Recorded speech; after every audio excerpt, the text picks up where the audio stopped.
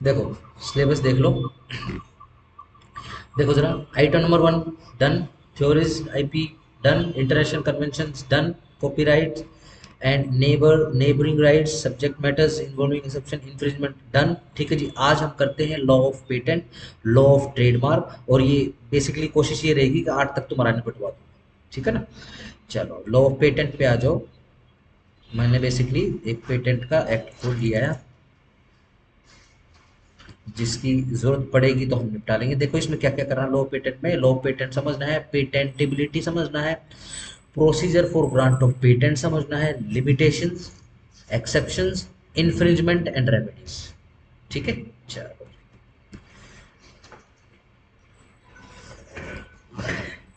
आओ। देखो जी, डेफिनेशन तो सेक्शन 2 के अंदर ही मिलेंगी, तो इस कारण से सेक्शन 2 के अंदर आ जाते हैं हम। ठीक है, सेक्शन 2 के कॉपीराइट वो हो गया ना कल कॉपीराइट हमने।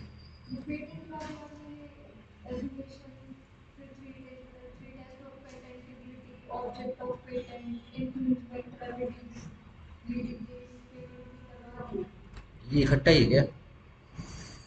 2J देखें, वो 2J क्या है? हाँ यही तो है, पेटेंट है वो।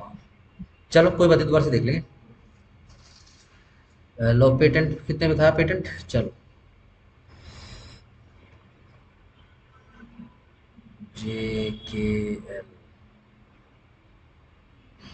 कौन सा एक्ट खोल दिया मैंने, दूसरा एक्ट खोल दिया पेटेंट एक्ट, यही तो है। अच्छा इन्वेंशंस, ठीक है, डन है डन है, ठीक है ठीक है ठीक है ठीक है। देखो इसके अंदर हमने जो मेन मेन देखा है वही इम्पोर्टेंट में एक बार 2M पेटेंट देख लेते हैं। पेटेंट डिफाइंड KLM, 2 के M पे means patent of any invention granted under this set. ठीक है जी। अब इन्वेंशन क्या है वो समझने के लिए हमने 2J पढ़ लिया। ठीक है ना। चलो इसकी डेफिनेशन वैसे लिखवाई मैंने पेटेंट की आपको। ये देखो जरा, पेटेंट कर तो नहीं लिया हमने, ये नोवेल्टी वगैरह शायद कर लिया हमने पेटेंट। अरे कॉपीराइट करना है। और लाओ फिर दोबारा से देखो हमने दोबारा। अच्छा अच्छा, तो फिर copyright, naming right, subject matter limitation, exceptions, infringement of remedies, ये भी हो चुका है फिर।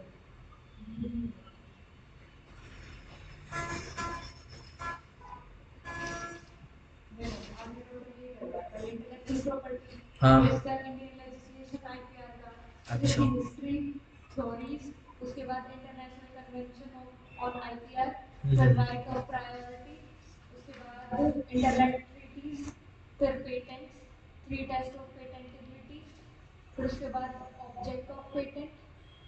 चलो चलो, मतलब पेटेंट का हो गया ना, बना लो हेडिंग, कॉपीराइट की हेडिंग। कॉपीराइट एक्ट 1957 निकालना पड़ेगा, रुक जाओ फिर।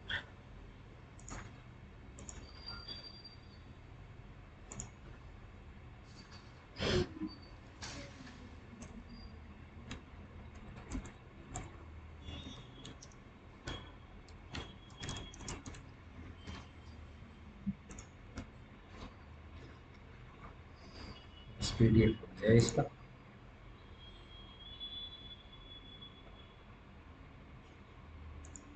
इनएसेसिबल,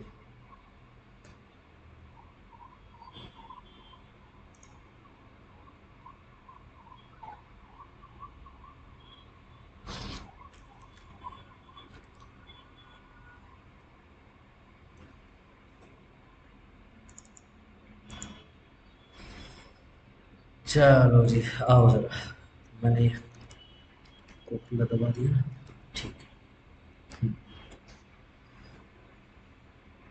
आर्टिस्टिक वर्क की डेफिनेशन 2C के अंदर है, मतलब पेंटिंग, स्कल्पचर, ड्राइंग, ठीक हो गया, इंक्लूडिंग डायग्राम, मैप, चार्ट और प्लान। ठीक है जी। इनग्रेविंग और फोटोग्राफ, वेदर और not any such work possesses artistic quality. ठीक है जी, बिल्कुल ठीक बात। ए वर्क आर्किटेक्चर हो गया, एनी अदर वर्क और आर्टिस्टिक, क्राफ्ट्समैन, चलो जी ऑथर, आ जाओ आ जाओ, ब्रॉडकास्ट कैलेंडर, ठीक है जी, कमर्शियल, कंपोजर, कंपोजर वो म्यूजिक वाला हो गया, ठीक है जी, कंप्यूटर वाला आ गया, कॉपीराइट, कॉपीराइट सोसाइटी मतलब एक society registered under subsection 3 of section 33, ठीक हो गया जी। डुप्लीकेट छोड़ दो इसको, सिंपल पे आ जाओ। 3 के 33 का 3 देख लेते हैं एक बार।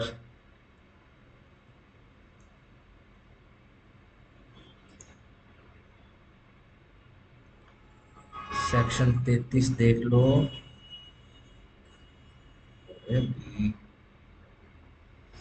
ठीक है, कॉपीराइट सोसाइटीज, नो पर्सन और association of person shall after coming into force of the copyright amendment act 1994 commerce और carry on the business of issuing और granting license in respect of any work in which copyright subsists or in respect of any other rights conferred by this act except under or in accordance with the registration granted under subsection 3, subsection 3 पढ़ लेते हैं, वही main बार होता है। Central government by having regard to the interests of the authors and other owner of the rights under this act, the interest and convenience of the public and in particular of the groups of persons who are most likely to seek license in respect of the relevant rights and ability and professional competence of the applicants, register such association of the persons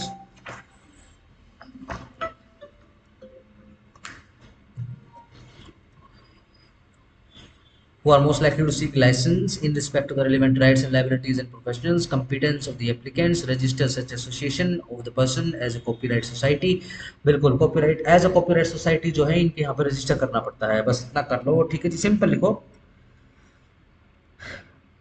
दो doctrine है to test copyright protection, लिखो two doctrines to test the copyright protection.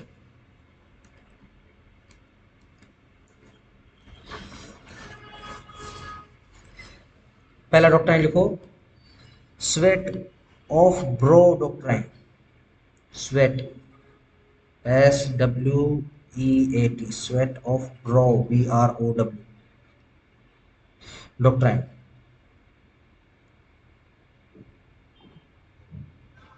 ठीक है। क्या है, simple लिख लो जरा, an author gets protection over his work if he has, ये छूट जाए बताना, if he has put simple diligence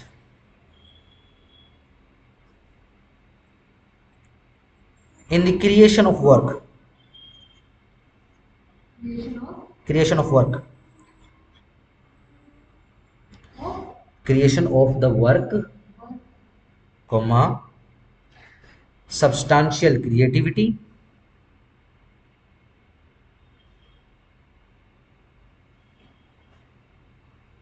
for example लिखो, creator of a database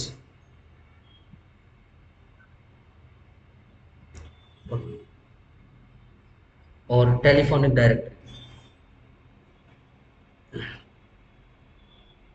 ठीक है ना। इसमें मेन इंपॉर्टेंट पॉइंट लिखना,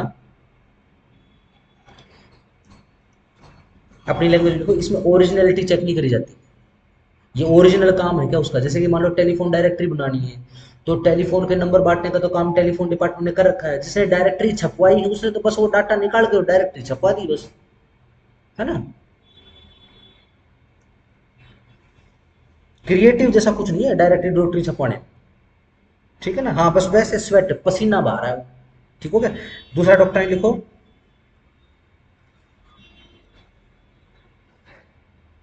modicum, MODICUM, modicum of creativity doctrine,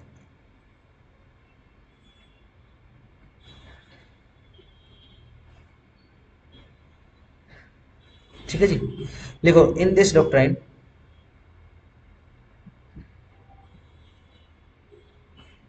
there should be a minimal minimum level of creativity,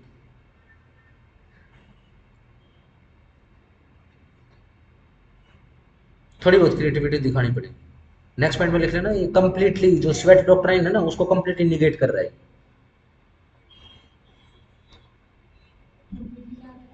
neglect कर रहा है। Modicum creativity doctrine sweat of brow doctrine को कंप्लीटली निगेट कर रहा है।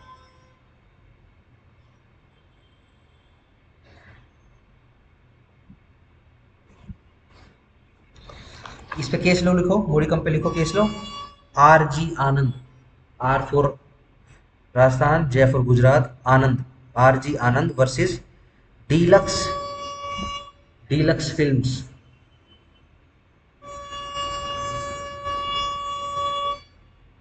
Deluxe films 1978।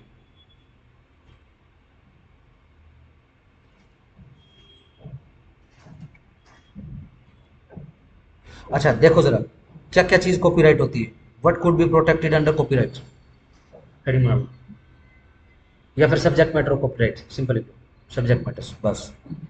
नंबर 1 2 3 करके लिखते रहना। टाइपोग्राफिक वर्क्स,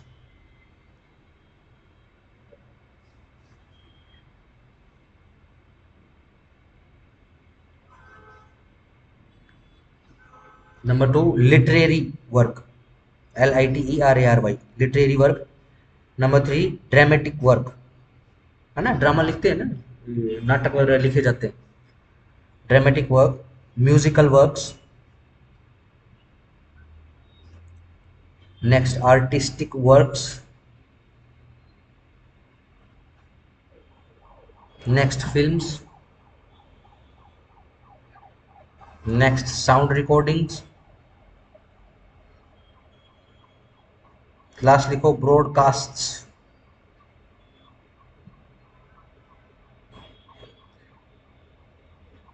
ठीक है जी, नेक्स्ट हेडिंग बनाओ जरा, कॉपीराइट सिंबल।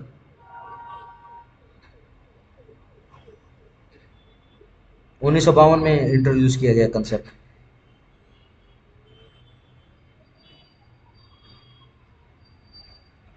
किसके थ्रू, यूनिवर्सल कॉपीराइट कन्वेंशन के थ्रू।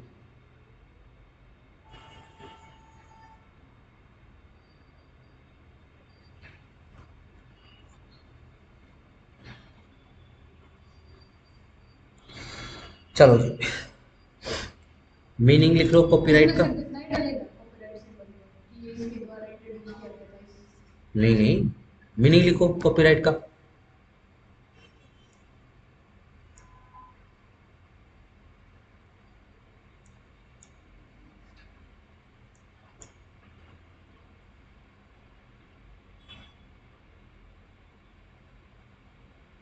आओ जी, मीनिंग ऑफ द कॉपीराइट देखो जरा। For the purpose of this, ये मीनिंग ऑफ कॉपीराइट में लिख लो, definition available in section 14। Simple लिखते हुए चले जाना, मैं इसको थोड़ा जूम, काफी है नहीं था। ये देखो, एक्सक्लूसिव राइट होता है, subject to the provision of this act, to do or authorize the doing of any of the following acts। कौन कौन से, in case of literary dramatic musical work not being a computer program, to reproduce the work in any material, yes किसी ने कोई नाटक लिख दिया तो उसका तो देखो मंचन तो बार बार होगा स्टेज के ऊपर, ठीक हो गया। To issue copies of the work, yes नाटक की तो कॉपियां भी लिखी जाती हैं। To perform the work in public, yes बार बार होगा। To make any cinematographic film, yes. To make any translation of the work, to make any adaptation of the work, to do in relation to a translation और an adaptation of the work any of the act specified in the relation to the work इन सब close, एक से लेकर 5 तक, 6 तक sorry, ठीक है। In the case of computer program, to do any of the act specified, जो लिखा गया है क्लोज ए के अंदर, ठीक है जी। नंबर 2 टू सेल और give or on commercial rental, ठीक है जी, किराए पर देना। In case of any artistic work, to reproduce the work, ठीक है जी। द स्टोरिंग आ गया, इसकी डिपिक्शन आ गया, इसकी डिपिक्शन 2 डायमेंशन आ गई, 3 डायमेंशन डिपिक्शन आ चुकी है। To communicate the work to the public जो है, issue copies, to include the work in cinematography film, to make any adaptation of the work, to do in relation to adaptation of the work in any of the acts specified in relation to the work in सब clauses, ठीक है जी, 1 से लेकर 4 तक, ठीक है जी। In case of cinematography, ये सिनेमा वाला, ठीक है जी।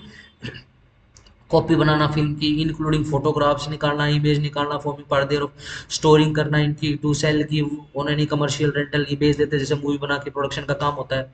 To communicate the film to the public, लोगों को बताना, ठीक है, नई फिल्म आई है। In case of sound recording, to make any other sound recording embodying it including story of it, ठीक है जी, मीडियम एक्सेट्रा सब कुछ आ गया, इलेक्ट्रॉनिक अदरवाइज भी आ चुका है। टू सेल और गिव एन कमर्शियल रेंटल, ठीक है जी। To communicate the sound recording to the public, yes बिल्कुल, यही जो है सारा का सारा कॉपीराइट के अंदर आता है, ठीक है जी। चलो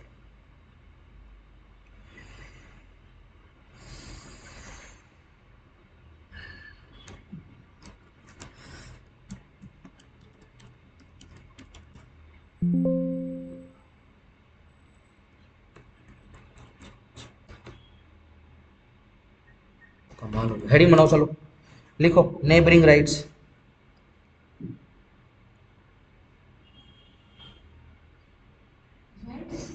नेबरिंग राइट्स लिखो। The neighbouring rights are the rights of a creative work not connected with the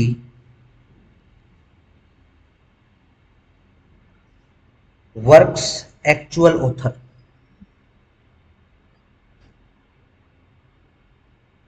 full stop. It is used in opposition to the terms author's right.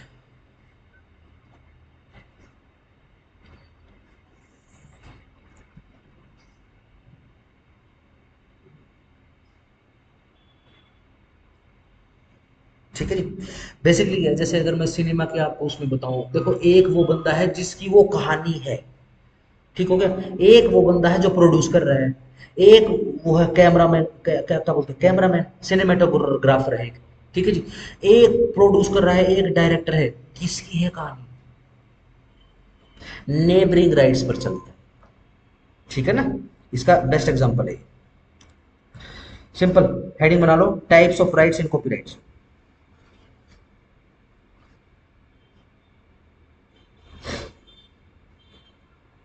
सबसे पहले लिखो इकोनॉमिक राइट।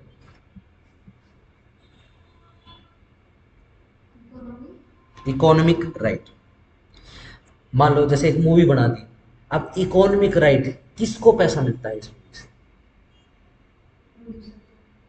प्रोड्यूसर डायरेक्टर, पैसा producer का है, ठीक है ना, yes, production का ही सारा का सारा काम होता है, ठीक हो गया। Number two, moral right,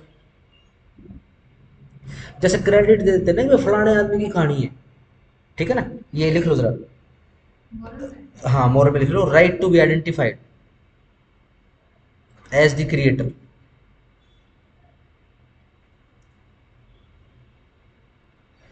number third right, right लिखो ओनरशिप,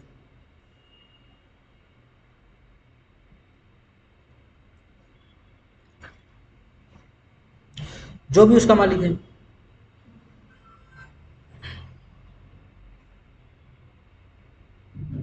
ठीक है जी। और लेट से अगर मान लो एम्प्लॉयमेंट में काम कोई क्रिएट करवाएगा, जैसे कि मान लो जैसे कि प्रोडक्शन हाउस होते हैं, बड़े बड़े स्टूडियोज होती है, ये क्या करते हैं, ठेके पे मूवियां बनवाते हैं, तो उसके अंदर कौन बंदा होता है, जो एम्प्लॉयर होता है वो मालिक होता है, ठीक है ना। सिंपल एक एग्जांपल करके लिख लो, फॉर एग्जांपल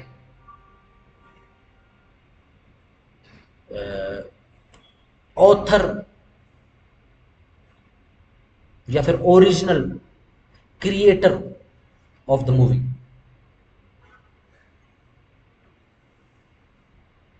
इसी में नेक्स्ट लाइन में लिख लो, in case of a studio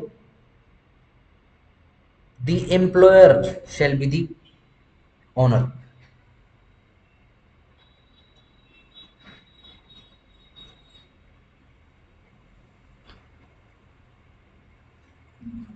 चलो नेक्स्ट लाइन बनाओ, रजिस्ट्रेशन।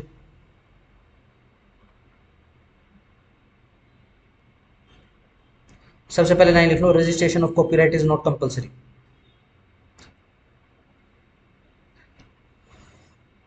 केस का नाम लिखो, नव साहित्य प्रकाश, नव साहित्य प्रकाश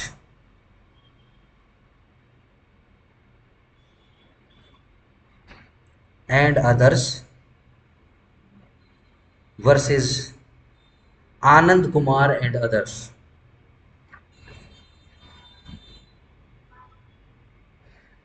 1980।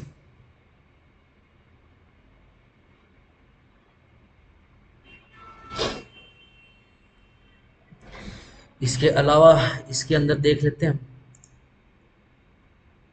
ओह, एन की खोज कर दी भाई साहब। नेबरिंग का एन रह गया ना, एन की खोज कर दी। देखो रजिस्ट्रेशन में लिखो सेक्शन 44। तो चलेगा, बड़े बड़े सेक्शन हैं इसके ना।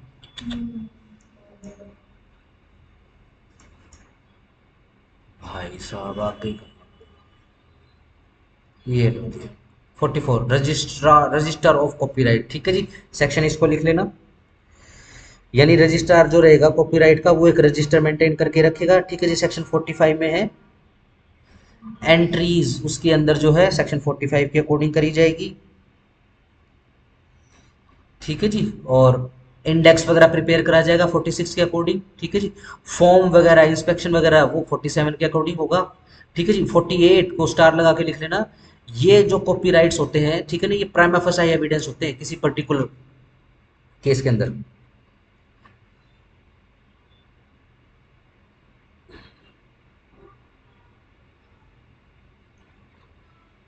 ठीक हो गया, चलो जी। चलो उसको नेक्स्ट करो, नेक्स्ट टाइप बनाओ, नेक्स्ट हेडिंग बनाओ, टर्म ऑफ कॉपीराइट।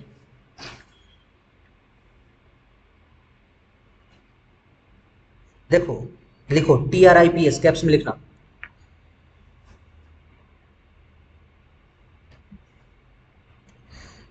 लिखो मिनिमम प्रोटेक्शन ऑफ 50 ईयर्स। कई बार कॉपीराइट आपको एक पर्टिकुलर टाइम तक चाहिए होता है, ठीक है ना, आप ओनरशिप नहीं लेना चाहते उसकी, बेसिकली सिर्फ आपको कॉपीराइट चाहिए। ठीक है ना, जैसे कि मान लो जैसे आमिर खान ने मूवी बनाई, लाल सिंह चड्ढा नाम की मूवी बना दी, वो एक फॉरेस्ट गंप की बिल्कुल हू बहू, frame to frame, dialogue to dialogue, ठीक है जी, वो कॉपी है। ठीक है जी, तो अब क्या है, जो फॉरेस्ट गंप नाम की जो मूवी है उसके राइट्स खरीद लिए, कितने समय के लिए भाई, 2 साल के लिए। 2 साल क्यों, क्योंकि 2 साल के अंदर मेरी वो प्रोडक्शन प्रोडक्शन सब कुछ कंप्लीट हो जाएगा, मैं मूवी रिलीज कर दूंगा। ठीक है ना, तो 2 साल के लिए राइट खरीदी। कैसे, ट्रिप्स से होता है ये काम। ठीक है ना।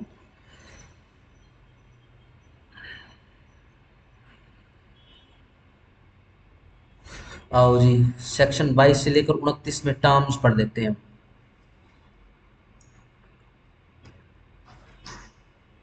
देखो जी, terms of the copyright. Terms of copyright in publish literary, dramatic, musical and artistic work. ठीक है जी, except otherwise in after providing copyright shall subsist in a literary, हाँ बिल्कुल, ड्रामेटिक, म्यूजिकल, आर्टिस्टिक वर्क होता है, हाँ होता है, publish with in life time of the author. ठीक है जी, बिल्कुल ठीक। एंड अनटिल, जब तक कि 60 साल from the beginning of the calendar year next following the year in which the author dies. ठीक है जी, बिल्कुल ठीक बात है, 60 साल। कई बार क्या होता है कि मान लो जैसे कि भाई ये हिंदुस्तान की सबसे बढ़िया मूवी पुरानी वाली, अब तो खैर सब सारी चीज़ों के मुकाबले में धुरंधर तोड़ चुकी है रिकॉर्ड को। पुरानी शोले बताते हैं, ठीक है ना। अब वो शोले का डायरेक्टर कौन था भाई, फलाना डायरेक्टर था भाई, राम मोहन सिप्पी या पता नहीं आएगा, पता नहीं, ठीक है। वो मर चुका है, उसके बावजूद भी आज भी क्रेडिट उसी को दिया जाता है। लेट से अगर आज भी शोले मूवी आती है, टीवी के ऊपर दिखाते हैं, तो उसमें से कुछ रॉयल्टी सिप्पी फैमिली को चला जाता है या सिप्पी स्टूडियोज को चला जाता है। ठीक हो गया, इस हिसाब से होता है वैसे।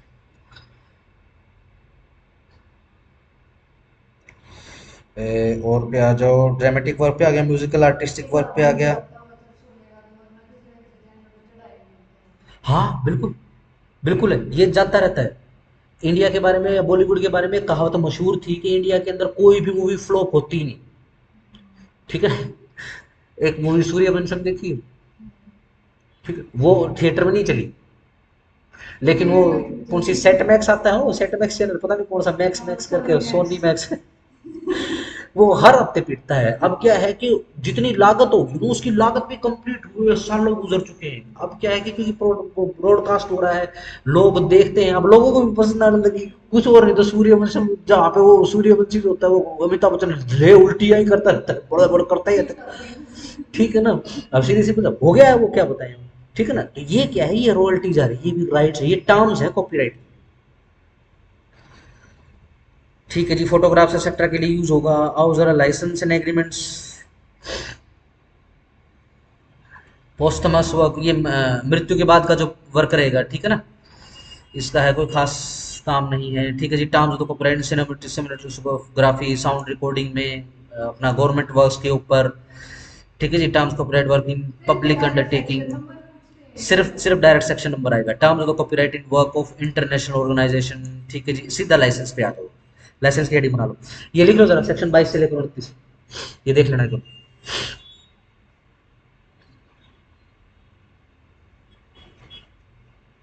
लाइसेंस वैसे था उसके अंदर,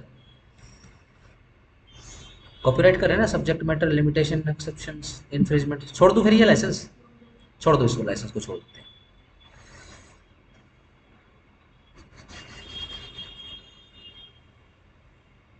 सिंपल एक वो हेडिंग कर लो। अह, चलो करवा ही देता हूँ, क्योंकि लाइसेंस के अंदर ही फिर इन्फ्रिंजमेंट वगैरह आएगा। ठीक है जी, लाइसेंस सेक्शन 30 में लिख लो लाइसेंस।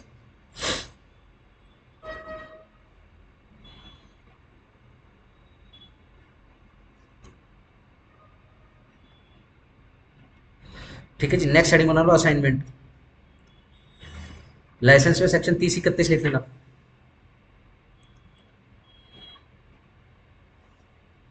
असाइनमेंट, असाइनमेंट का मतलब क्या होता है, जब कॉपीराइट ट्रांसफर हो जाता है अनदर बंदे को ऑन कॉन्ट्रेक्चुअल बेसिस। लिखो C R, transfer to another on contractual basis.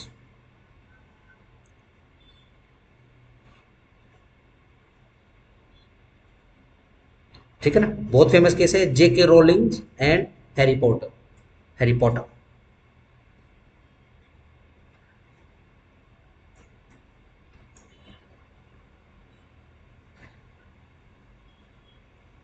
Section 18-19 डील करता है इसके अंदर, असाइनमेंट ऑफ द कॉपीराइट और mode of assignment. Next heading बनाओ, infringement and exceptions.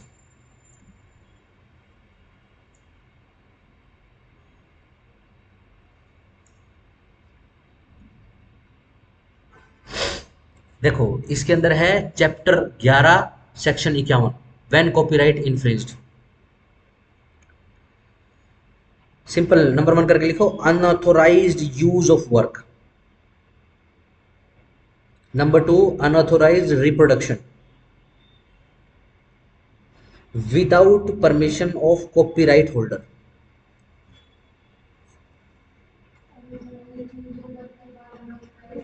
Unauthorised reproduction without permission of copyright holder. जैसे आमिर खान वो मूवी बना लेता, राइट नहीं लेता, फॉरेस्ट गम का जो भी डायरेक्टर था, बेसिकली फॉरेस्ट गम का जो डायरेक्टर एक्टर है वो सेम ही है, जिसको आमिर खान बहुत फॉलो भी बहुत करता है, उसको उसकी कॉपी करता है। अच्छा, उसको भी बाय डिफॉल्ट जो बंदा है उसको भी लियोनार्डो कैप्रियो से पहले इंस्टीट्यूशन ऑफ एक्टिंग बोला जाता था बेसिकली। बट वो बहुत बहुत बहुत fine actor, is not like fake like Aamir Khan. ठीक है जी। अच्छा, नेक्स्ट थर्ड पॉइंट पे लिखो, इंफ्रिंजमेंट जो है वो मोरल राइट्स का भी हो सकता है।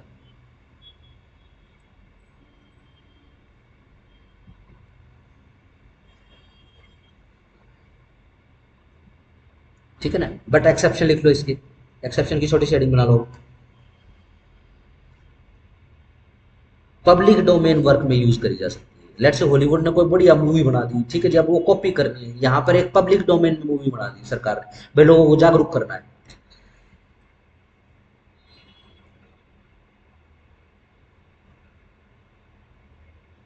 ठीक है ना, इसके अलावा नंबर 2 पे कर लो, एक्सपायर्ड कॉपीराइट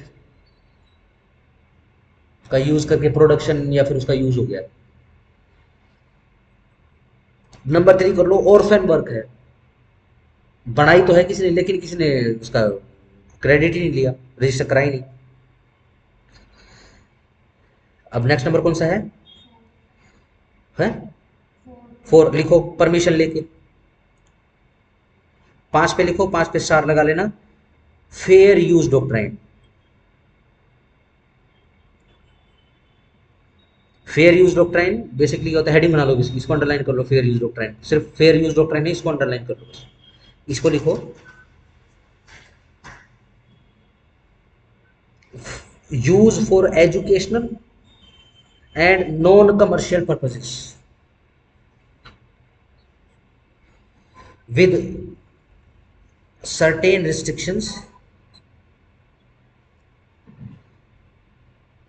For example,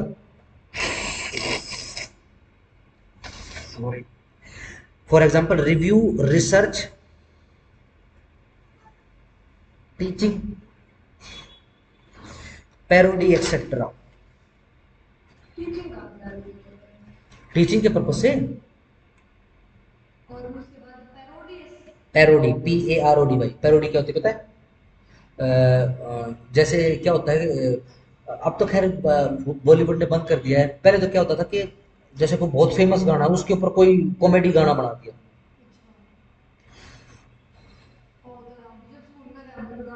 हाँ वो वैसे, तो ये क्या होता है, ये मूवीज के लिए भी होता है, ठीक है ना, पैरोडी बोलते हैं उनको। जैसे हॉलीवुड के अंदर एक बड़ी फेमस घोस्ट पैरोडी आती है, बड़ी बेसिक कॉमेडी मूवी होती है, उसके अंदर जितनी भी हॉलीवुड की घोस्ट मूवीज होती है ना, वो कॉमेडी रूप में बनाते हैं। जैसे एक आदमी मास्क लेके आ गया, ठीक है जी, अब एक वो लड़की है वो डर रही है, वो डरते डरते एक थप्पड़ मारेगी उसको, तेरा मास्क उतर रहा है तो ठीक कर दे, ये क्या है, पैरोडी है उसका।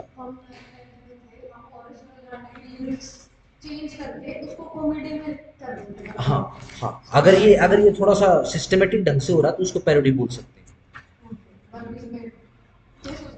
हाँ, नहीं नहीं, ये क्या है कि ये अब फेयर यूज के अंदर आ जाएगा। पैरोडी में है तो कोई बात नहीं, एक्सेप्शन में वैसे ही फॉल हो गया है कि भैया देखो एक इतना इतना बढ़िया काम बनाया था और हमने उसकी बढ़िया सी पैरोडी बना दी है, ठीक है ना। तो हम किसी भी प्रकार की इन्फ्रिंजमेंट में नहीं आएंगे, ठीक हो गया। जैसे कि जैसे कि बड़ा फेमस गाना है, मुझे एकदम से उसमें एग्जांपल में याद आया है, कोई अरेबिक गाना है, दी दी दी करके, ठीक, बहुत फेमस गाना था वो, 90s का गाना है खालिद का, और बहुत फेमस गाना है, ठीक है जी, पूरी दुनिया में वो पता नहीं कितने सालों तक चार्ट पे नंबर 1 रहा था, इंटरनेशनल जो म्यूजिक चार्ट। अब भैया बॉलीवुड को आदत है हर चीज बढ़िया चीज कॉपी करके और उसका सत्यानाश मारने की।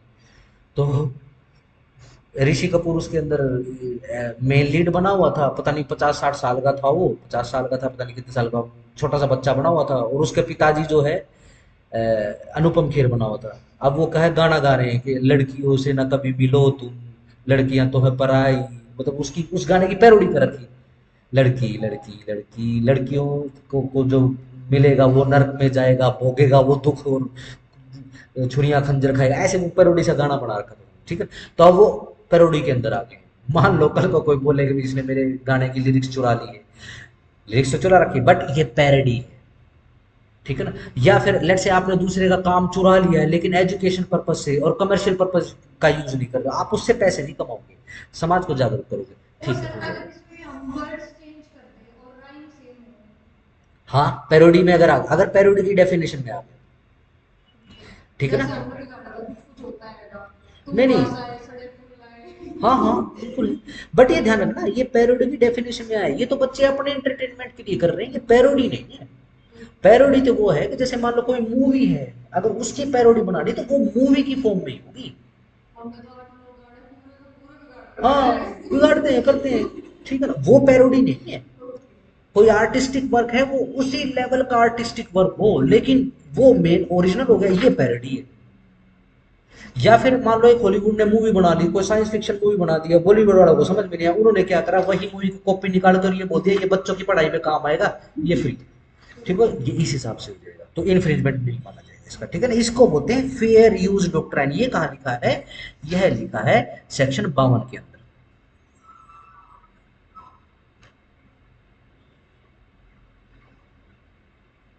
ठीक है ना। बट ये ध्यान रखना, note being a computer program, ये हर जगह लिख रहा है इसके अंदर, कॉपीराइट एक्ट के अंदर,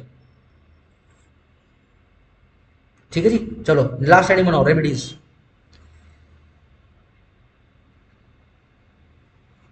रेमेडीज में लिखो नंबर 1 क्रिमिनल रेमेडीज।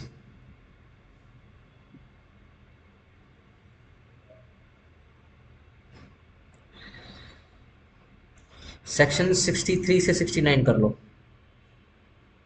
बड़े लंबे लंबे सेक्शन हो गए। ये लो जी, ऑफेंस की डेफिनेशन में आ जाएगा। ठीक है, इसमें तो पर्टिकुलर ऑफेंस की डेफिनेशन है क्योंकि वो तो हमारा बीएनएस लिखवानी होगी। हाँ इसके अंदर है, चलो लिखो, लिख लो। पनिशमेंट की हेडिंग बना ली। ठीक है, पहला लिखो फर्स्ट ऑफेंस। अगर पहला ऑफेंस होता है ये चोरी चकारी करने का, जैसे गाने बना दिए चोरी करके, ठीक है ना, फर्स्ट ऑफेंस हो गया, 6 महीने की सजा, 6 महीना डैश लगा के 3 साल तक बढ़ाई जा सकती है। ठीक है ना, समझ गए ना। ठीक है, कोमा, 50,000 से 2 लाख तक का जुर्माना। नंबर 2 सब्सिक्वेंट ऑफेंस लिखो, सब्सिक्वेंट कन्विक्शन लिखो, 1 से 3 साल तक की सजा और 1 से 3 लाख तक का जुर्माना।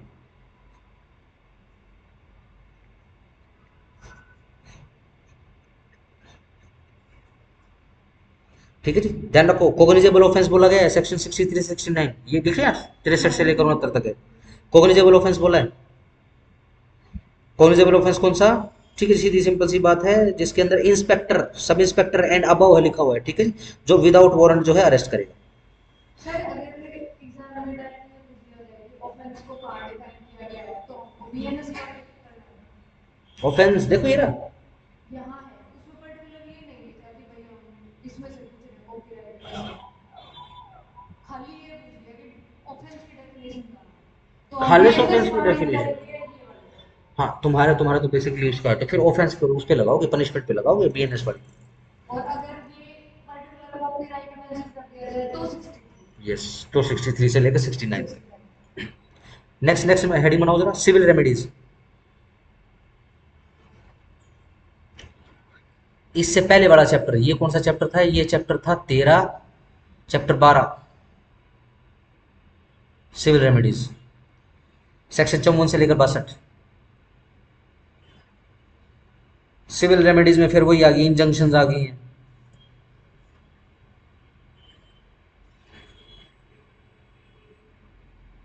इंजंक्शन के अंदर temporary injunction, permanent injunction, interlocutory injunction,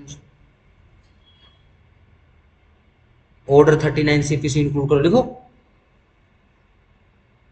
injunction के अंदर अदरवाइज लिखना तेरे को तीनों प्रकार के इंजंक्शन, टेम्परेरी का टी, परमानेंट का पी, मैंडेटरी का एम। नेक्स्ट लाइन में लिखो इंटरलोक्यूटरी इंजंक्शन, इंटरिम इंजंक्शन लिखो नेक्स्ट लाइन में। हाँ जी, INTERIM, इंटरिम इंजंक्शन। नेक्स्ट लिखो और स्टार लगाओ, मरेवा इंजंक्शन, MAREVA, मरेवा इंजंक्शन। मैंने SRA के जब आपको करवाए थे मोस्ट राइटिंग वाले, तो मैंने उसमें रेफरेंस करवाया था कि कॉपीराइट एक्सेट्रा में ये मरेवा इंजंक्शन होती है। मरेवा इंजंक्शन के अंदर क्या होता है, मान लो एक हॉलीवुड का, जैसे मान लो किसी ने, अनु मलिक ने गाना चोरी कर लिया, ठीक है जी, अब वो गाना यहाँ पे फेमस हो गया, उस म्यूजिक डायरेक्टर जो हॉलीवुड में या विदेश का जहाँ पे था उसको पता लग गया, उसने यहाँ पे उठा के केस कर दिया, तो वो कोई ये टेम्पररी इंजंक्शन क्यों मांगेगा, क्या पड़ा है इसमें, मांगेगा मरेवा इंजंक्शन। मतलब जो भी ये असेट वगैरह कमा रहा है ना, जो भी ये कमाई कर रहा है, सारे खाते फ्रीज कर दो इसके, ये मरेवा इंजंक्शन होती है। ठीक है, सर खाते मेरे से याद आया, हाँ। अभी जैसे एक दोस्त है उसका अकाउंट फ्रीज हो गया, कहीं से उसके में 300 रुपए हम्म, आए और उसने पैसे उठा के कहीं और भेज दिए किसी के हम्म, पास, इसलिए उसका अकाउंट फ्रीज हो गया हम्म, सिर्फ 300 रुपए के कारण।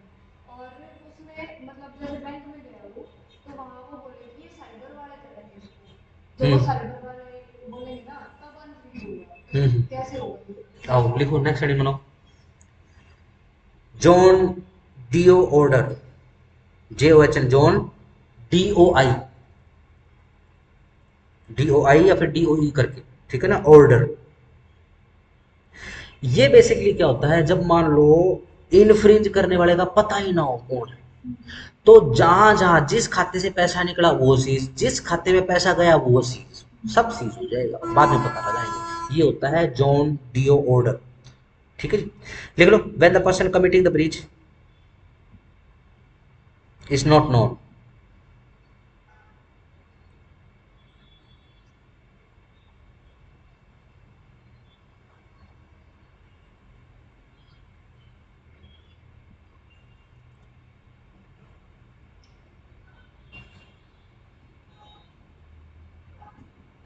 तो इसके अंदर क्या करते हैं, सीज कर देते हैं सब कुछ, ठीक है जी। यह यूएसए और यूके में जॉन डोई के नाम से माना जाता है। यानी मान लो कोई ऐसा बंदा है, ठीक है ना, जिसका पता ही नहीं कौन है, तो उसको एक नाम दे दिया यूके यूएसए में, क्या कि भाई ये तो जॉन डीओ नाम का बंदा है, तो फिर से भी ठीक कैसे?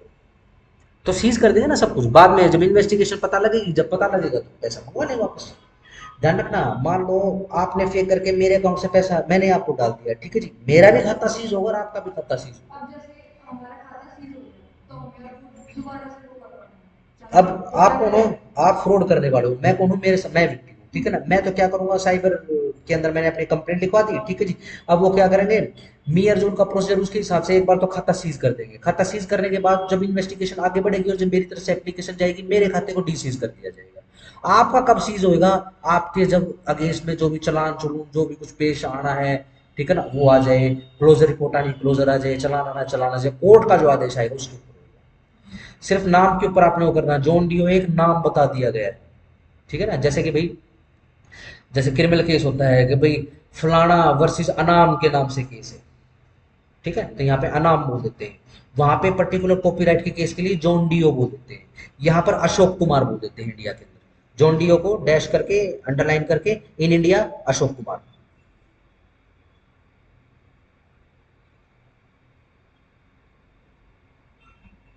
अशोक कुमार बस अशोक कुमार के नाम से यूज किया जाता क्यों? है, समझ रहे हो? देखो अभी मेरे साथ फ्रॉड हो गया, तुमने किया, तुम अननोन हो, तुम्हारा किसी को नहीं पता। अब अगेन किसी ना किसी को तो नाम देना पड़ेगा, ये प्रोसीजर आगे भी तो बढ़ेगा, ये केसेस अलग से पहचानने भी तो आएंगे, ठीक है ना। अब क्रिमिनल केस के अंदर पहचान में आ जाता है क्या कि भाई अनाम है, इसमें तो जो अक्यूज है ना वो तो अनाम है। अनाम भी एक नाम है, ध्यान रखना, ठीक है ना। वरना मान लो क्रिमिनल केस होता, ठीक है, सीधा सिंपल लिख देते, लेट से विक्टिम का नाम है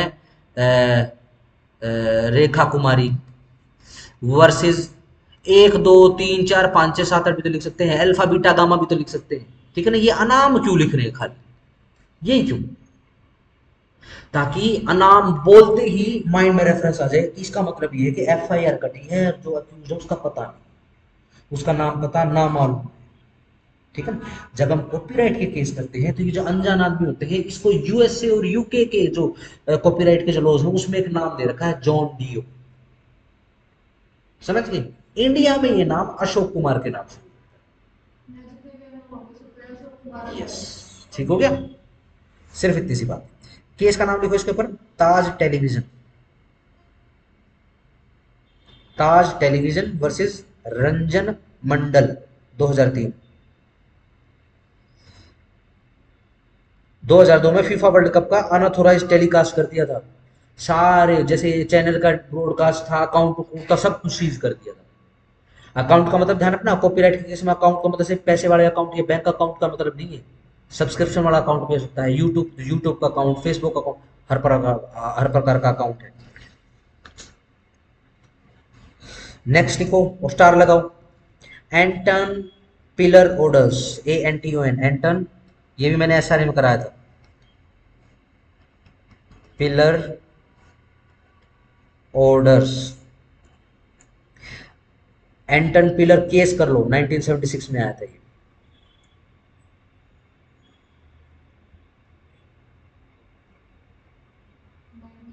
76।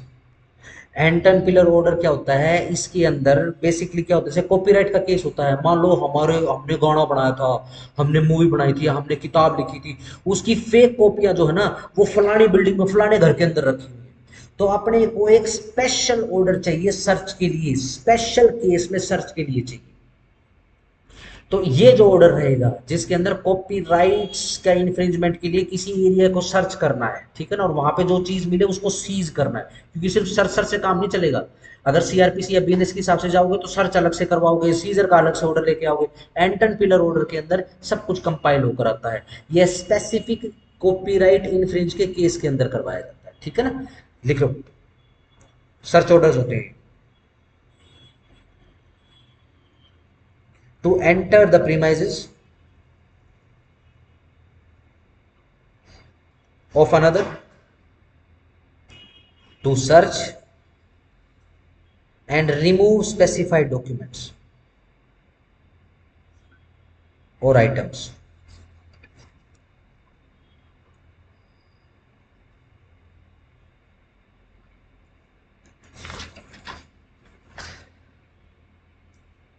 लास्ट लिखो जरा, एडमिनिस्ट्रेटिव रेमेडीज, सीधा सिंपल रजिस्ट्रार के ऑफिस में जाना पड़ेगा। The procedure before registrar.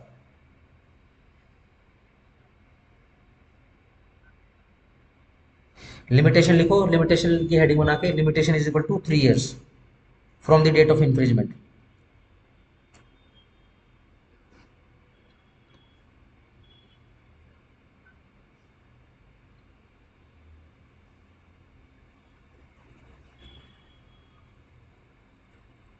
ठीक है जी।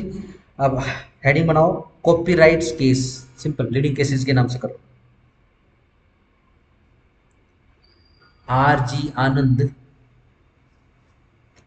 Anand versus deluxe films. ना, ये डीलक्स फिल्म्स नहीं था, दूसरा था 1978।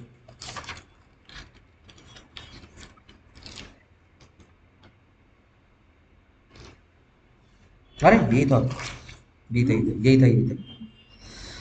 चलो जी, ये नव साहित्य प्रकाश भी लिख चुके हैं हम। लिखो, नेक्स्ट लिखो, eastern book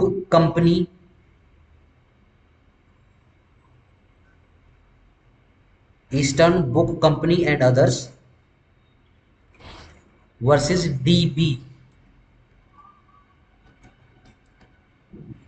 dB Deoband, dB modak, MODAK, modak या मोदक जो भी, 2008। ये डॉक्ट्राइन ऑफ मिनिमल क्रिएटिविटी पे है ना, हमने किया था मिनिमल क्रिएटिविटी किया था।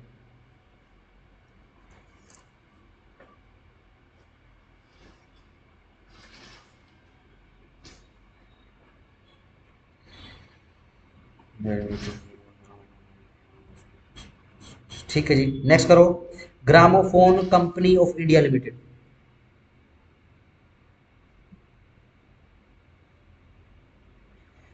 Versus super cassettes industries.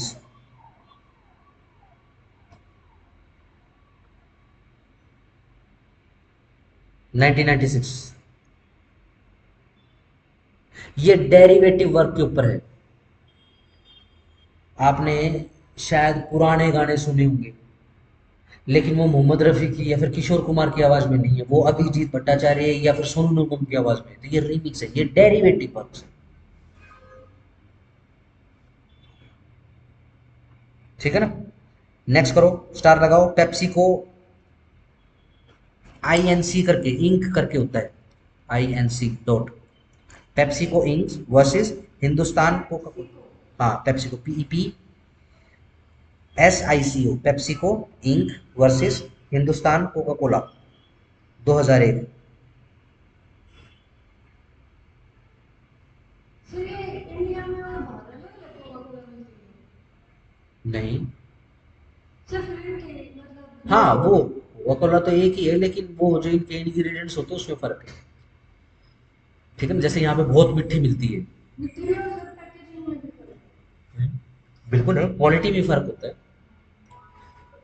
Caffeine ज्यादा होता है यहाँ, वहां पे लो कैफीन होता है और शुगर बिल्कुल ना के बराबर होती है, इसलिए वहां के लोगों को आदत नहीं लगती, फिक्की लगती है। यहाँ देखो बच्चे चिपटे रहते हैं बच्चे। ठीक है ना।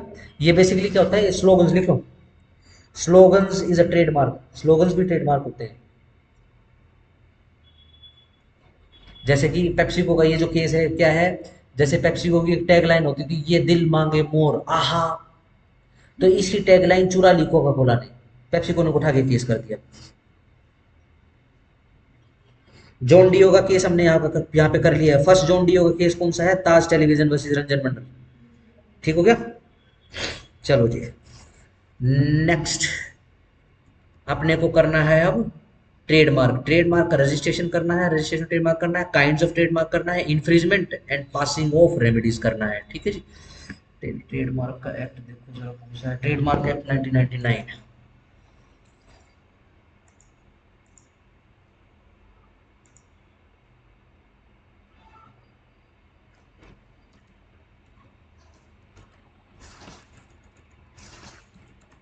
Trademark act 1999 PDF.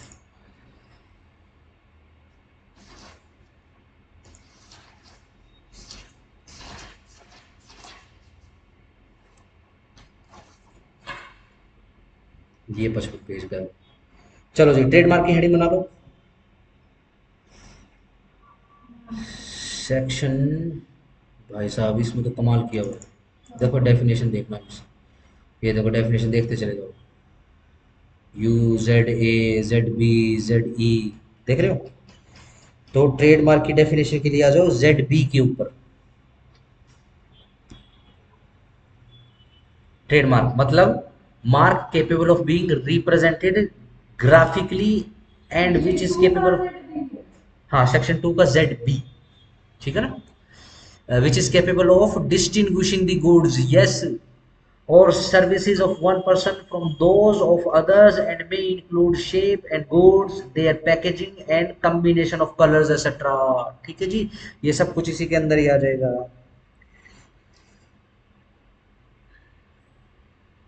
ठीक है जी, ये डेफिनेशन का पॉइंट लिख लेना।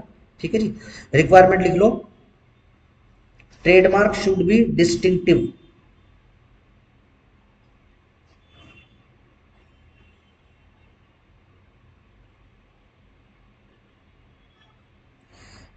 Number 2, domain names also falls under trademark, preview trademark.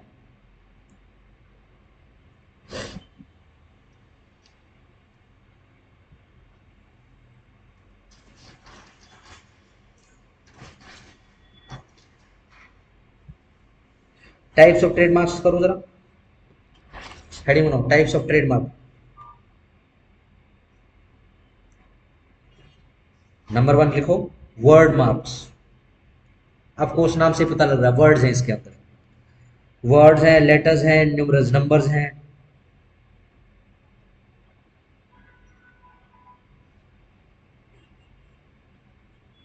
Number 2, device marks. ठीक है ना, यूनिक रिप्रेजेंटेशन होती है इसके अंदर वर्ड की, लेटर्स की और नंबर की। जैसे वर्ड प्लस लोगो आ गया। Number 3, service marks. ठीक है ना, जैसे कई आपने देखे होंगे ना, जैसे मार्क वगैरह होते हैं, ऐसे हाथ बनाया होता है, हाथ के ऊपर पानी की बूंद होती है, या हाथ से कबूतर उड़ रहा है, हाथ में चिट्ठी आ रही है, ये क्या होते हैं? ये सर्विस मार्क्स होते हैं, ये सर्विसेज के लिए होते हैं। सर इसमें कांग्रेस का लोगो भी आ सकता है। आ सकता है, बट ध्यान रखना ट्रेड से लेना देना नहीं है उनका। ठीक है ना, इसके अंदर बेसिकली 45 क्लास होती है ट्रेडमार्क, लिख लो इसके अंदर। लोगो है तो लोगो। हाँ लोगो तो, बट वो ट्रेडमार्क है बेटा, वो सर वो रजिस्टर करवाने के लिए फिर वो कहाँ होगा? अदरवाइज हो जाएगा। इसमें सिर्फ वो होंगे जो मतलब सिर्फ जो ट्रेड के लिए यूज हो रहे हैं, बिजनेस पर्पसेस के लिए तो यूज फिर हो वो रहे हैं। कॉपीराइट में जाएगा, पेटेंट में जाएगा कांग्रेस का। बिल्कुल, कॉपीराइट में भी जाएगा और पेटेंट में भी जाएगा, बट ये ध्यान रखना ट्रेड के लिए नहीं होगा ये। ठीक है ना, कॉपीराइट में तो कॉपीराइट होगा उसका, ट्रेडमार्क थोड़ी ना होगा। ट्रेडमार्क मत को पोपट हो जाएगा। ठीक हो गया, चलो। नंबर 3, सर्विस मार्क बना दी हेडिंग। हाँ जी। इसके अंदर लिखो 45 क्लासेस हैं ट्रेडमार्क की, इसके अंदर 45 क्लासेस इन टोटल। इस 45 के अंदर 1 से लेकर 34 गुड्स के लिए है, 35 से लेकर 45 तक सर्विसेज के लिए।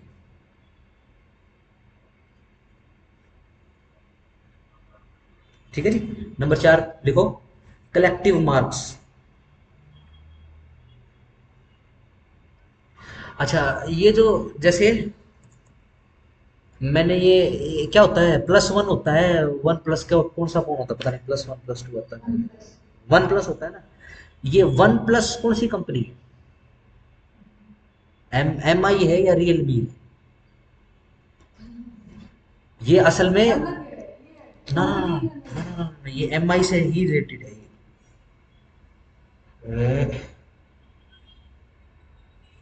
वन प्लस फोन इज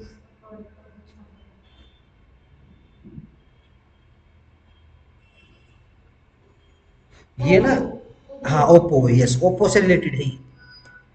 ठीक हो गया। अब देखो ओप्पो ये भी यूज कर रहा है और ये भी यूज कर रहा है, तो ये क्या है, ये कलेक्टिव मार्क्स है। जैसे कि पेप्सिको ने ये कई प्रकार के, जैसे लिम्का खरीद ली पेप्सिको ने, ठीक है ना, उधर से कोका कोला ने थम्स अप खरीद ली, या पता नहीं पेप्सिको ने थम्स अप खरीदी है।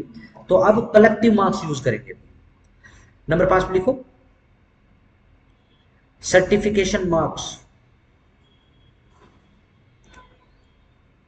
सर्टिफिकेशन मार्क्स होता है जब गवर्नमेंट का भी ठप्पा साथ में लग जाता है। जैसे फोनों के ऊपर अगर ISI मार्क लग जाए तो मतलब इंडियन जो स्टैंडर्ड्स है टेक्नोलॉजी के, उसके अकॉर्डिंग, यानी सरकार ने भी इसको सर्टिफाई कर दिया है कि it is absolutely safe and good to use.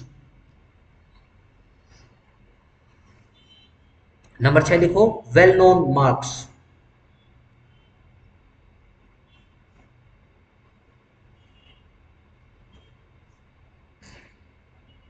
जैसे कि मैं अब बार बैनर लगवाऊंगा, ठीक है जी, उस पर क्या लिखूंगा, अफोर्डेबल फीस, लेस फीस, भारी छूट, ये क्या होते हैं, ये वेल नोन मार्क्स होते हैं।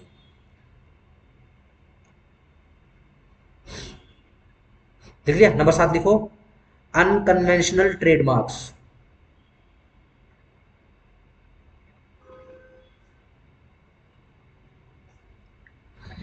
ठीक है जी, ये किस लिए होते हैं, क्योंकि इनके अंदर इनहेरेंट डिस्टिंक्टिव फीचर्स होती है। देखो इनहेरेंट डिस्टिंक्टिव फीचर्स, जैसे कि कलर ट्रेडमार्क,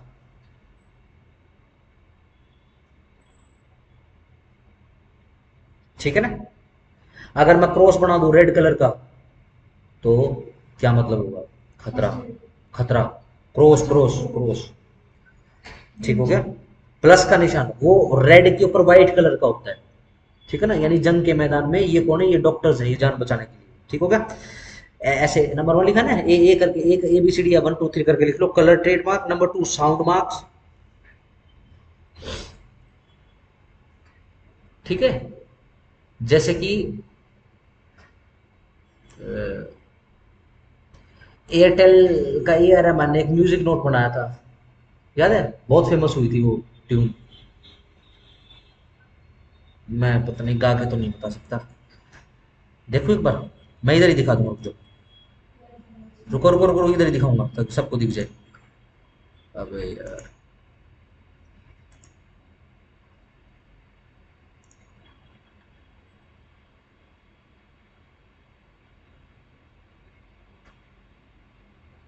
स्लो हो गया है क्या?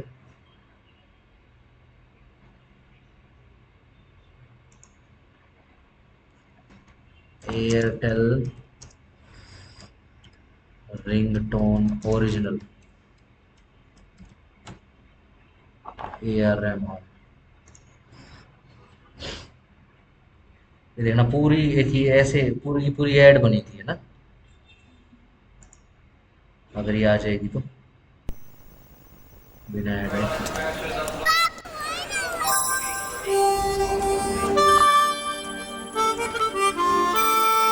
Sounds cool. आया। Hey, do you want to hear this?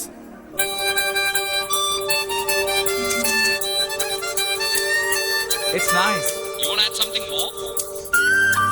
है ना, ये कैसी, ये साउंड मार्क बन गई है, ठीक है ना। चलो जी आगे आ जाओ। नंबर 3 या सी लिखो शेप मार्क्स। 2D और 3D शेप्स में भी आने लग गया आज तो, ठीक है ना। स्मेल मार्क्स, यस, जैसे कि बोलते हैं कि लश ग्रीन। अगर मैं आपसे पूछूं लश ग्रीन कौन सी स्मेल होती है, हरी चाय की खुशबू, लश ग्रीन, ठीक है ना, ठीक है ना। या फिर अगर स्पेसिफिक बताऊं, तो ये जो टेनिस बॉल होती है ना, टेनिस बॉल कभी नई बॉल लेके सूंघिए, वो लश ग्रीन स्मेल होती है, ठीक हो गया। चलो हेडिंग बनाओ next, registration of trademark.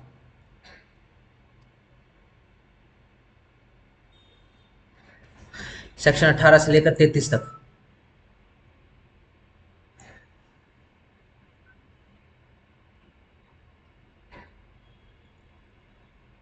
Procedure for and duration of registration, सीधी सिंपल सी बात है। सेक्शन 18 के अंदर क्या एप्लीकेशन लग रही है, ठीक है जी। सेक्शन 19 के में रजिस्ट्रेशन में विड्रॉल एप्लीकेशन करवा सकता है। 20 के अंदर एडवर्टीजमेंट हो रही है एप्लीकेशन की।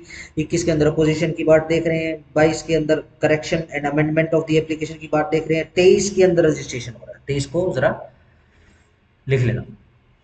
इसमें भी वही है, पहले एप्लीकेशन लगेगी, एप्लीकेशन की सारी फॉर्मेलिटी पूरी होगी। फॉर्मेलिटी पूरी होने के बाद उसको पब्लिश किया जाएगा कि भाई किसी को कोई कुछ वो लगाना है कि क्या बोलते हैं, ऑब्जेक्शन लगाना है कि नहीं हमारा भी रजिस्ट्रेशन ऐसा ही है या हमारा भी ट्रेडमार्क ऐसा ही है, ठीक है जी। सिंपल, अगर लगाना है तो लगा लेगा, नहीं लगाना तो फिर 23 के अंदर रजिस्टर हो जाएगा, ठीक है जी। सेक्शन 9 के अंदर लिस्ट बता रखी है, कुछ ऐसे भी ट्रेडमार्क होते हैं जिसको हम रजिस्टर नहीं करवा सकते, ठीक है जी। एब्सोल्यूट ग्राउंड्स फॉर रिफ्यूजल, जैसे ओम, स्वास्तिक, आप ये रजिस्टर नहीं करवा सकते। अब मैं जैसे ये बना लिया और मैं जस्टिस की वो है ना, वो देवी वो अपने उस पर छपवा लूँ, ट्रेडमार्क पर नहीं होगा। जैसे 3 शेर हैं, हिंदुस्तान का निशान है, दंड के ऊपर 3 शेर हैं, मैं वो नहीं करवा सकता।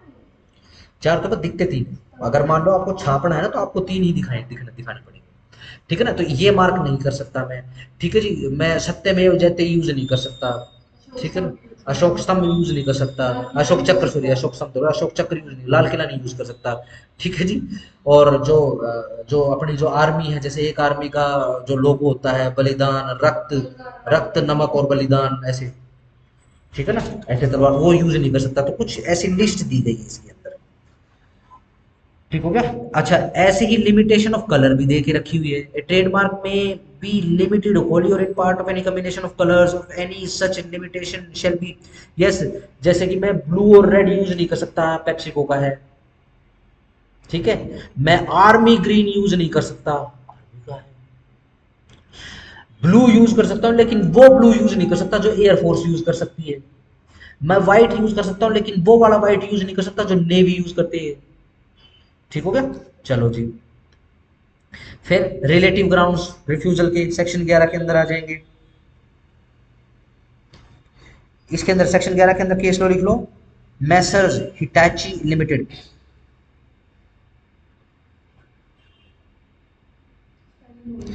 HITACHI, Hitachi limited versus Ajay Kumar Agarwal.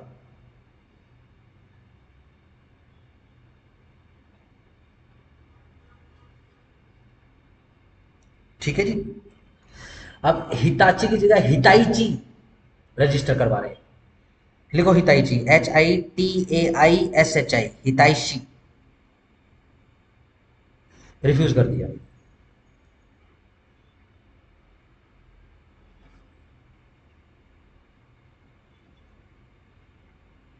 12 के अंदर अगर सिमिलर ट्रेडमार्क है तो रिफ्यूज हो जाएगा।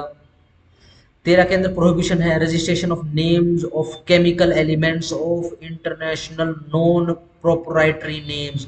केमिकल के कुछ नाम ऐसे होते हैं जो नॉन प्रोप्राइटरी नेम होते हैं, जैसे कि ओपीएम यूज नहीं कर सकता मैं, ठीक हो गया ना।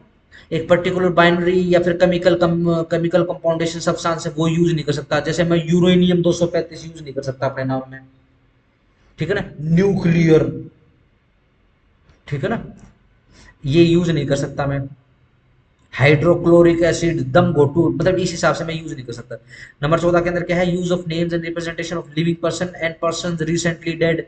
अमिताभ बच्चन विद इंस्टीट्यूशन, नहीं मैं नहीं कर सकता, ठीक हो गया। चलो जी, नेक्स्ट आइटम बनाओ, passing of.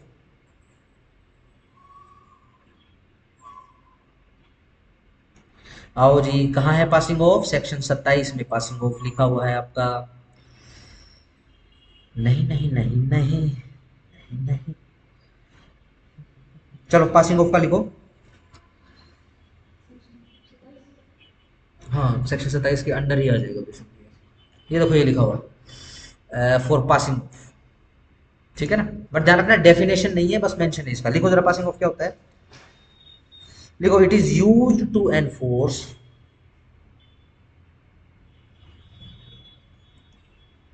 Unregistered trademark rights.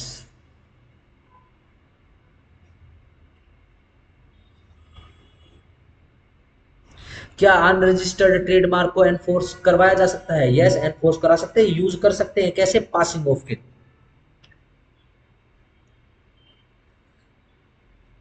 ठीक है ना, यानी यूज तो कर सकता है वो अनरजिस्टर्ड को, लेकिन वो अपना अनरजिस्टर्ड ट्रेडमार्क यूज करके किसी दूसरे को इंजरी नहीं कॉज कर सकता।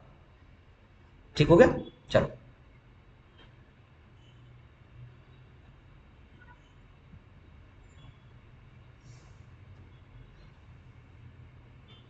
ठीक है ना। जैसे कि मान लो लिखो, using unregistered trademark,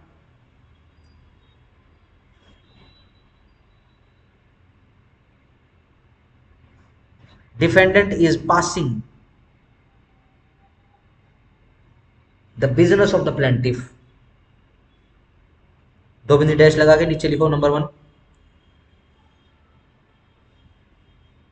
reputation, number 2 misrepresentation, number 3 damages.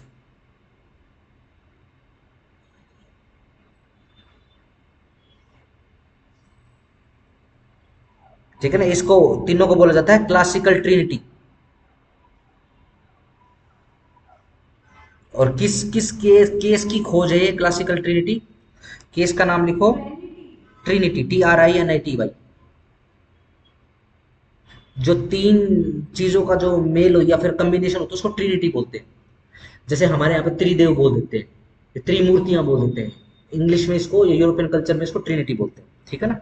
जिस केस के अंदर ये आए थे उस केस का नाम लिखो, Reckitt, RECKITT, Reckitt and Colman limited, COLEL, Colman limited versus Borden Inc, 1990।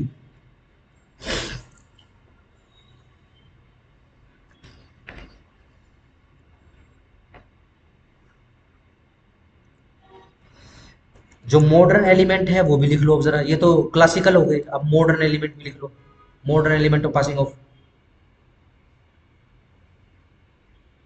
Number 1 misrepresentation लिखो, number 2 made by the person in the course of trade,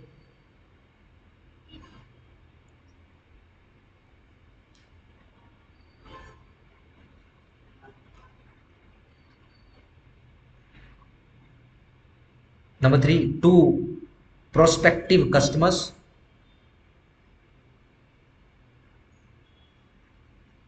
or consumers of other trades. Number 4 which injuries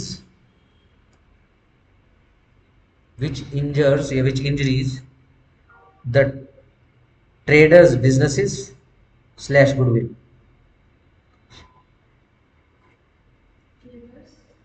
business slash goodwill. Number 5 causing actual damage to a business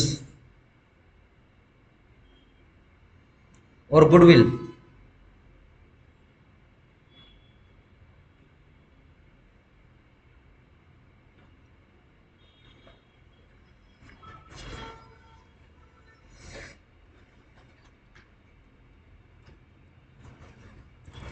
heading बना लो, infringement.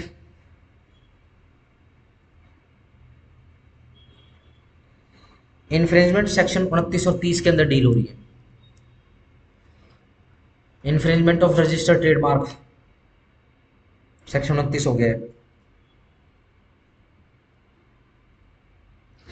Section 30 के अंदर क्या बता रहे हैं, कब infringe हो जाएगा, और 30 के अंदर बताया जा रहा है कि कब इन्फ्रिंज नहीं होगा।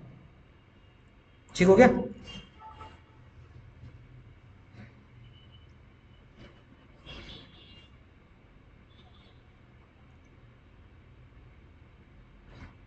रेमेडीज कर लो, लास्ट स्टडी।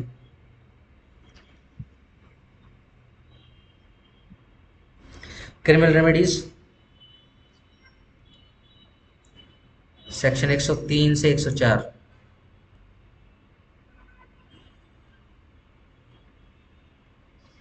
वही फर्स्ट ऑफेंस में लिखो, फाइन है 50,000 रुपए से लेकर 2 लाख रुपए तक का, इम्प्रिजनमेंट सेम टू सेम 6 महीने से 3 साल। 50,000 से 2 लाख। हाँ, जैसे कॉपीराइट में था ना, इधर भी सेम है, और इम्प्रिजनमेंट 6 महीने से 3 साल। और सब्सिक्वेंट ऑफेंस के अंदर की सजा 105 के अंदर अवेलेबल है। इसके अंदर फाइन 1 से 2 लाख रुपए, इम्प्रिजनमेंट 1 से 3 साल।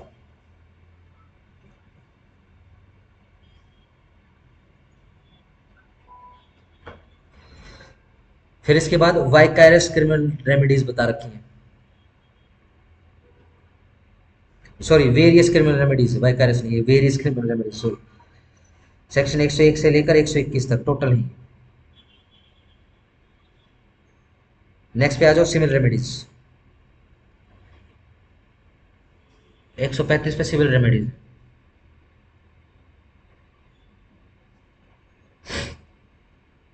वही, खाली 135। हाँ सेक्शन 135। ये देख लो जरा सामने स्क्रीन के ऊपर, relief in suits for infringement और फॉर पासिंग, दोनों के लिए, ठीक है ना। इंजंक्शंस हैं इसमें, डैमेजेस हैं,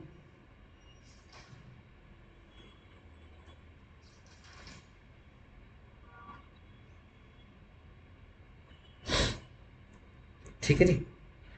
लास्ट पॉइंट में लिख लो, लिमिटेशन पीरियड 3 साल है इसमें, सिविल वाले। सिविल क्रिमिनल दोनों लिख लो, ठीक है जी।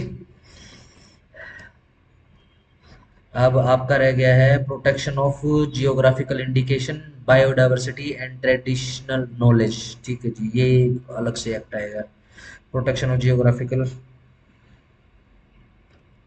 ठीक है, हेडिंग बना लो। Next, protection of geographical indication act. बताओ कैसे कैसे एक्ट डाल रखे हैं, क्या करेंगे।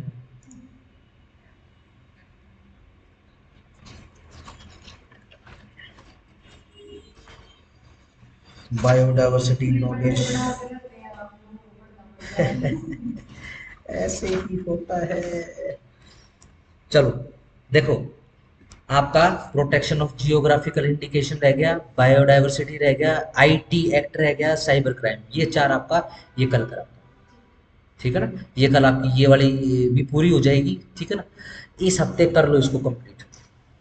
मेरे कल और एग्जाम्पल होना हो, आप तो आ रहे हो कल, कल आ रहे हो, कल नहीं आ रहे थे। हम्म, चलो इसको कल कंप्लीट कर लेंगे, फिर आपकी सिंपल एक रह जाएगी, 10वीं यूनिट रह जाएगी। ये ध्यान रखना, ये एक दिन का काम है बस ये, क्योंकि सब कुछ करवाया हुआ है ऑलरेडी, आपको सिर्फ कंपैरिजन करवाना है मैंने।